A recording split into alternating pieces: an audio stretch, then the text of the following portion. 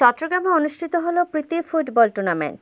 স্বাধীনতার মহান ঘোষক শহীদ রাষ্ট্রপতি জিয়াউর রহমান বীর উত্তম ও বিএনপির চেয়ারপারসন দেশনেত্রী বেগম খালেদা জিয়ার ঘনিষ্ঠ পুত্র মরহুম আরাফাত রহমান খোকর ৫৬তম জন্মদিন উপলক্ষে এই টুর্নামেন্টের আয়োজন করে আরাফাত রহমান কোকো স্মৃতি সংসদ চট্টগ্রাম মহানগর।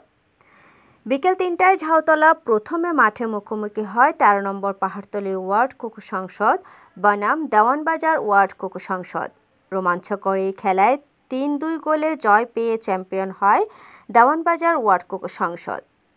খেলার বিরতিতে সংক্ষিপ্ত আলোচনা সভা অনুষ্ঠিত হয়। সভাপতিত্ব করেন মহানগর স্মৃতি সংসদের সভাপতি হাসান রুবেল।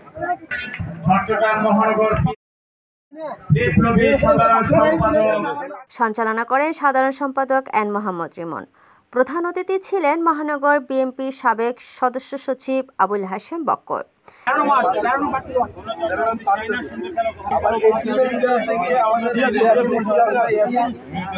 এছাড়াও যুবদল, স্বেচ্ছাসেবক দল, ছাত্রদল সহ বিএনপি ও অঙ্গ সংগঠনের বিভিন্ন স্তরের নেতৃবৃন্দ খেলা উপভোগ করেন।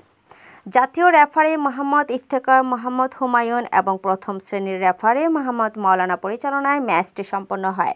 সার্বিক সহযোগিতায় ছিলেন খুলশী থানা খোকো স্মৃতি সংসদ।